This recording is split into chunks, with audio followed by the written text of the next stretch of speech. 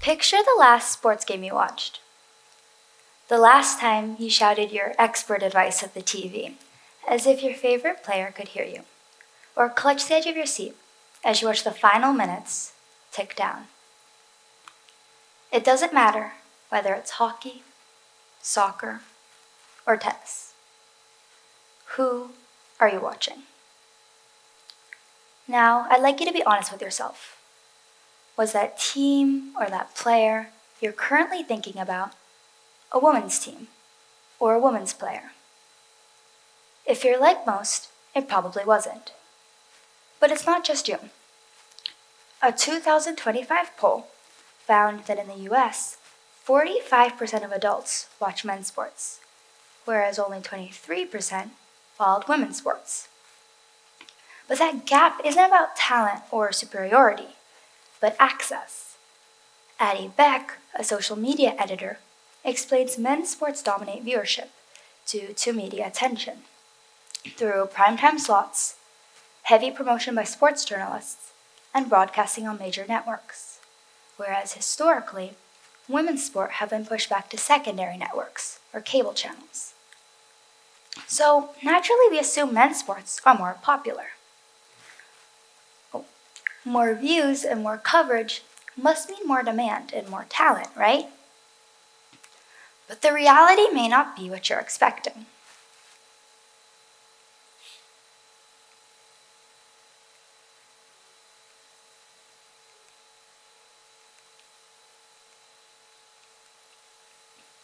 Women's sports aren't struggling. In fact, over the past couple of years, people are watching women's sports more than ever before. In 2023, FIFA reported 3.2 billion views for their content about the Women's World Cup, and the US Open Women's Final outperformed the men's in viewership. On top of that, the Paris Olympics had an equal number of male and female athletes competing for the first time. And in the UK, women's sports achieved its most watched year ever, with 44.7 million viewers tuning in to domestic fixtures. So maybe you, like me, underestimated the true success of women's sports. And if we got that incorrect, then what else have we just assumed and never questioned? What are we getting wrong about women's sport? I'm here today to share with you the 3 things we tend to mistake when it comes to female athletes. We underestimate their value, we misunderstand their success, and we teach girls early that they don't belong. First of all, we underestimate their value. In the past, it was a popular stereotype that women's sports were unprofitable. But as time goes on, it's growing more and more understood just how good of an investment female athletes are. But don't take it from me. Take it from 2 of the smartest investors, currently making millions off of women's sports. Michelle Kang, billionaire and entrepreneur, is pouring resources into further developing the women's sports industry. But she isn't doing this simply to support female athletes. She's doing this to make a point, to prove women's sport is a good business. Alexis Ohanian, husband of Serena Williams, co-founder of Reddit, and another huge investor in women's sports, sees the same issue. He speaks about how, historically, even the most well-intentioned people viewed supporting women's sports as a social project, leading with ideas like, "Oh, I have a daughter." "No, I'm doing this because I think these are tremendous athletes," he told CNN. What makes Ohanian and Kang's investment so good? They don't invest as a charity, but to prove that it is a high-growth and profitable industry. And the numbers are proving exactly that. Sponsorship in women's sports is growing almost 50% faster than in men's major leagues.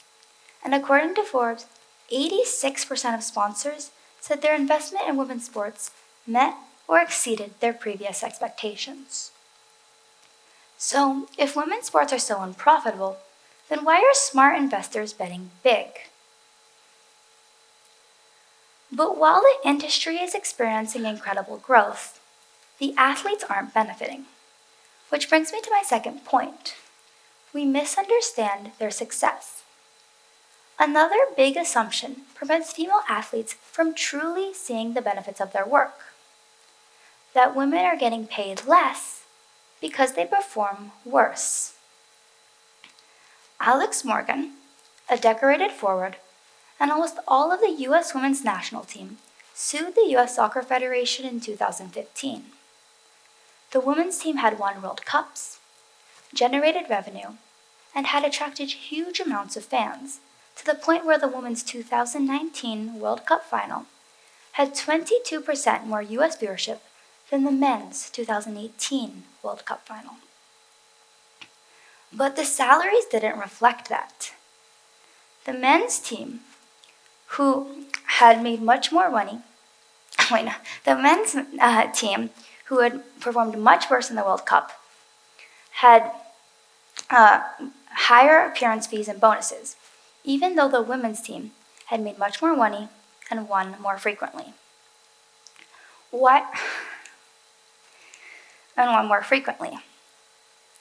But there weren't just discrepancies in pay, but also treatment.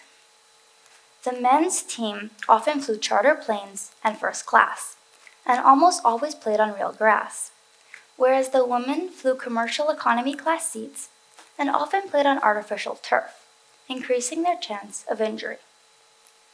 Why should gender be the only factor to determine the quality plane tickets received or the field you play on? Overall, the U.S. Soccer Federation argued that men were inherently faster and stronger to justify higher pay and better treatment, despite the women outperforming the men in results and revenue. Interestingly, expectations that girls would be more successful or prefer to devote their time to things other than sports begin at an early age. Which brings me to my third and final point. We teach girls that they don't belong. When I was little, I went to a school that had a really expansive soccer program. However, at my age, they didn't have a girls' program, only a mixed academy, dominated by boys. I quit shortly after, and by the time I got to the age where they did have a girls' team, I had already convinced myself I didn't like soccer. It was only when I rejoined, much later, that I realized what I had missed. The same opportunity as boys to realize how beneficial, empowering, and enjoyable sports are. But sadly, I'm not the only one who faced these struggles. Only 49% of girls, aged 5 to 11, participate in a team sport, whereas 70% of boys do. And parents are more likely to believe sport is important for their sons than their daughters. Women in Sports, an organization to help support girls in athletics, explains that we are giving young girls the wrong ideas. The underlying narrative implies that girls are not as competitive, that sport is not important for girls, that they will never be as good as it compared to boys, and that sport can be at odds with femininity and a girl's identity, one of their articles from 2023 explains. At the same time, young girls are not supported to develop the fundamental movement skills they need to take part in and enjoy sport and physical activity. Girls confuse this skill gap with lack of natural ability and develop the mindset that they are not, and never will be, good enough to take part. But despite these barriers, despite this lack of encouragement and opportunities for young girls, they persevere to become the athletes they are today. Imagine what they could accomplish with that encouragement and opportunities. And so, to answer the question, what do we get wrong about women's sports? We must challenge the stereotypes taught to us by society. Women's sport is a good investment and should be recognized as a huge generator of viewership and revenue instead of a charity. Women succeed, and equal treatment and pay are essential to carving a better infrastructure for continued improvement.